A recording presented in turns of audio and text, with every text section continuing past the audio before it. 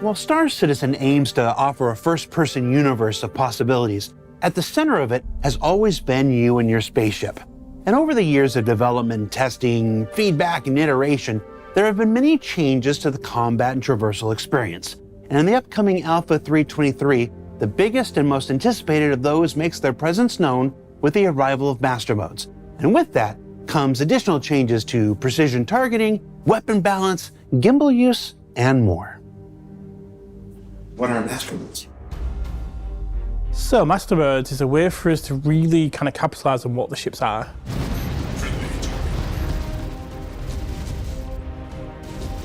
Basically, Master Modes are a new game feature that change all the combat experience inside the game. So you'll have a mode for fighting in and a mode for flying from place to place in. A rework of the flight and combat system to essentially try and solve a lot of the problems that players have had with the flight experience. You can decide if you want to be in full combat mode, or you're just in transit, or you want to get out of a situation as quick as possible. Check fire. Master Mode is the thing that makes ship combat exciting and making sure that the ships that you have in the game perform in the roles that we have envisioned for them.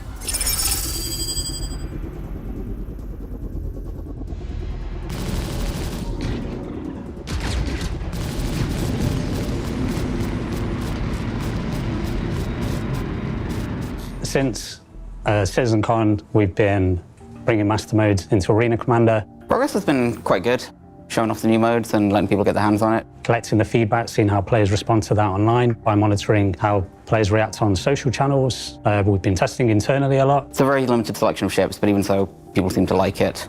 So we've taken that feedback and carried on making progress and adapting it all to the rest of the ships as well. We've been watching how players play the game, monitoring analytics, putting it all together and sharing it with the devs who need to see it. How the hell do you go about converting 200 ships to vehicles? Unfortunately, there's only really one way to do it, and that's to not get too intimidated by the number. A team effort. We're just cracking through it, really. The difficult part, of course, especially as a designer, is try to understand the new game dynamics that the game system creates, especially in an environment like the PU, and then try to being able to deliver the proper game experience for every ship with a different tuning. And that's quite difficult, but that's also what is really interesting about bringing up a new feature. So we're moving each individual ship into an archetype, and we're going to rebalance that ship to the archetype as a starting point. And then basically, once that's complete, we're going to add the individuality into each ship. Each ship has been given a full refresh, and we've looked at every ship in the game, assigned them a base archetype so that you know what you're getting into from the get-go.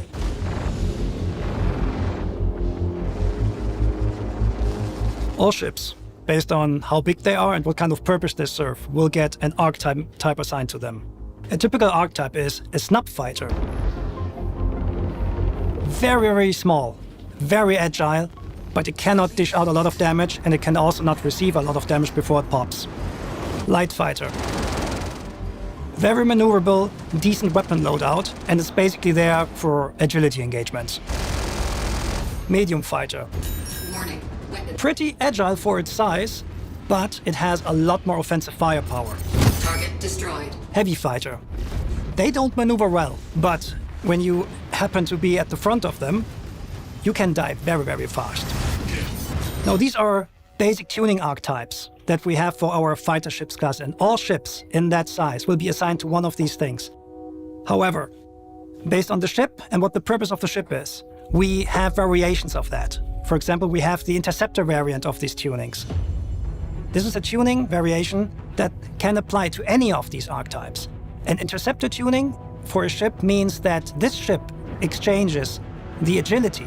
With agility, we mean the rotation rate and the lateral strafing accelerations simply for speed. So they will not be able to turn their velocity vector much, they will not be able to rotate much, but they will be very, very fast just going forward. Racing ships are like the base archetype that almost all racers ended up with so far are interceptors, because racers prefer speed over everything else. But you want to pick the right racer for the right track. The other end of the range are our, let's call them fighter bomber tunings. That means we trade agility for simply durability. On top of the fighters, we just keep going with this. We have gunboats for ships that are constellation-sized. We have corvettes for something like a hammerhead, right? So our hammerhead is, for us, is our anti-fighter corvette. Frigates are basically the biggest ship that players can control in the universe right now. So we're talking Idris, we're talking 890 Jumped. I know that players cannot control the Idris, but we're talking ships like the Carrack. Those are frigates, really, really big ones, but also they will have variations in their tuning based on the brand or what the purpose of the ship is. So these are very big changes that are coming, but the main takeaway is that these archetypes are just reference frames for the type of tuning you want to give a ship. It does not mean that every ship that you have in the verse will fit a specific archetype. There are ships which are in between. For example, the Saber. Is it a medium or a light fighter? It's somewhere in between. The Cutlass has not the durability of a heavy fighter, has, however, the turret of a heavy fighter, so it's somewhere in between. So there are ships which do not fit exactly into these frames. But this is the beauty of it, because these ships, we can make them fit anywhere where they want. We just need to make sure that the balance between them is right. Not everything fits in a box, and it would be very boring if it did. Precision targeting is a new way of aiming at specific parts of a ship. You get the zoomed-in picture of your target, and it allows you to paint over specific components of the ship. So if you want to take out the thrusters, you simply aim towards the thrusters, and your gimbals will make sure the bullet lands exactly where you're aiming. It's a big rework of the entire target system, with the goal to make it not only fit master modes, but also fit the problems we've had with target in the past, which is to control the weapons and the accuracy. Since master modes is bringing everything closer together, and master modes is slowing everything down, we need to make sure that the weapon speeds are adjusted as well. It will reduce your fire rate, it will therefore decrease the spread, and allow you to be more precise where you hit. Good examples for that is if you want to fire at a ship from very far away and you want to make sure that your shots hit. An even better example is if you have a light fighter and you want to help take down a larger ship. You will not be able to take down the ship by yourself, but you can help other players by crippling the turrets with ballistic cannons, for example, and other subsystems. So that allows you to see better what you're currently targeting. What we're doing is we're bringing all weapons into 3 archetypes. We have the anti-fighter weapons that have higher fire rate and a higher velocity that allows you to hit targets such as a horde of gladiuses. And then we have the anti-material weapons.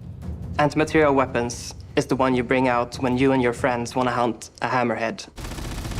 It's got the highest damage of all the weapons.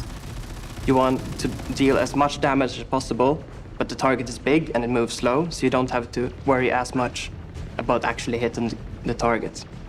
And then we have unspecialized weapons, which are in between the anti-fighters and the anti-materials. So this is better because it gives you a lot of options on how you want to attack the target. You can just, spray and pray that your shots are going to hit, or you can go into the precision targeting mode, see all the sub-targets that you have available, and then pick out which of these sub-targets you actually want to attack. Next to basically seeing what you're actually hitting, you also just get the stunning view of that big ship that you're targeting, right? Like it's a full screen, zoomed in view on your target. You can see it in all its glory. You can see all the parts you can shoot off. I think it's great. We've been really happy with the results so far. We've seen a massive difference in the way combat works and what the players are actually doing within combat. And that's been really good to see. There's still some small things we're working on right now to kind of solve, but we're really happy, we're kind of most of the way there at the moment.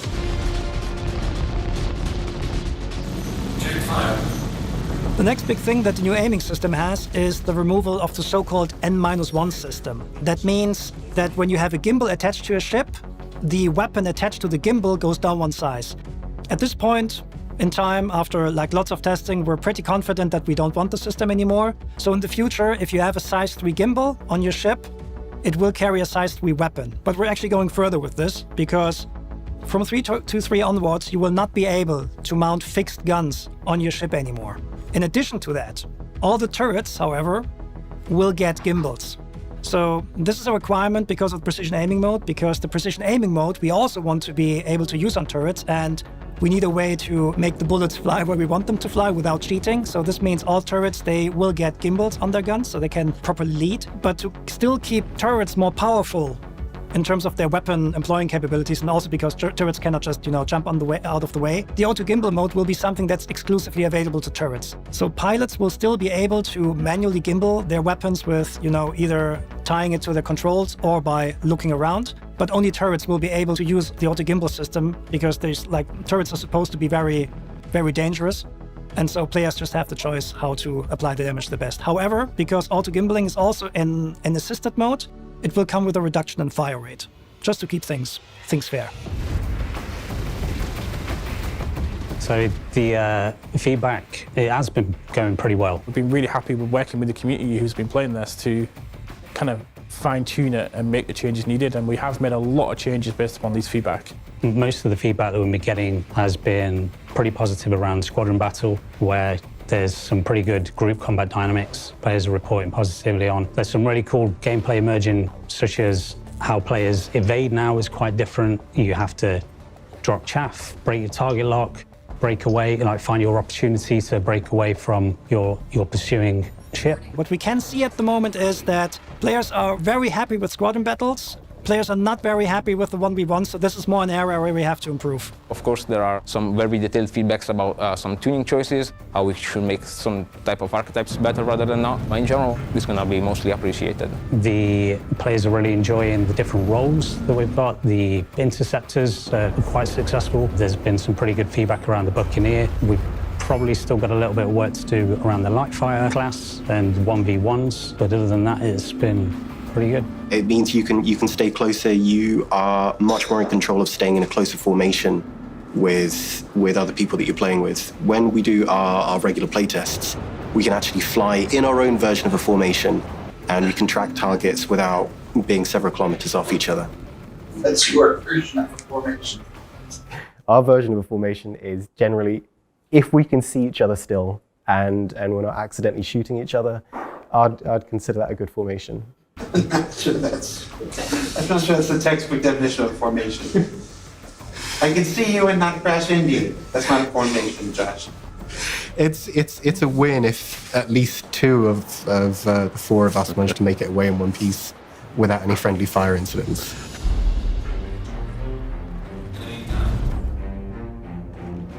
So the thing that excites me the most about Master Modes is if you just watch the footage of players dogfighting at the minute, you can really see how close all of those ships are, and it just feels so much more cinematic. It's really about the foundation of the whole flight experience moving forward, because I fully understand that this isn't a game just about combat. We want to communicate that players who want to do combat, they'll go into the Master Mode for combat. But if you want to go from A to B, you've now got a mode where you can do that without being harassed as much. So that's going to be a big plus for the game. It's leveling the playing field a little bit more now. As we slowly breathe more life into each one of these ships, you're going to know this ship like the back of your hand. People seem to like how much more frantic and intimate all the fights are in the Arena Commander testing that we've done so far.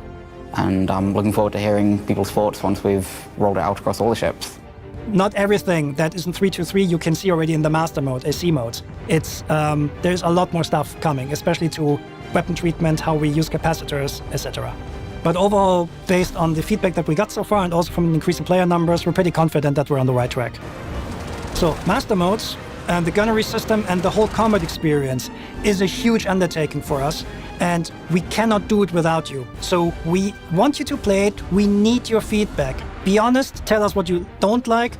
Please also tell us what you like, so we can make all this space combat game great together. So what did we learn this week? Well, we learned that with Master Modes comes a rebalancing of ship performance into dedicated archetypes. That these archetypes are simply where tunings start and will be grown from to ensure that each ship and vehicle provides a unique experience going forward. And that precision targeting, weapon gimbal, and balance changes all combine with Master Modes to provide a more involved, visceral combat experience for pilots when they arrive in the upcoming Alpha 323. For Inside Star Citizen, I'm Jared Huckabee. Thanks for letting us share the process of game development with you, and we'll see you all here next week.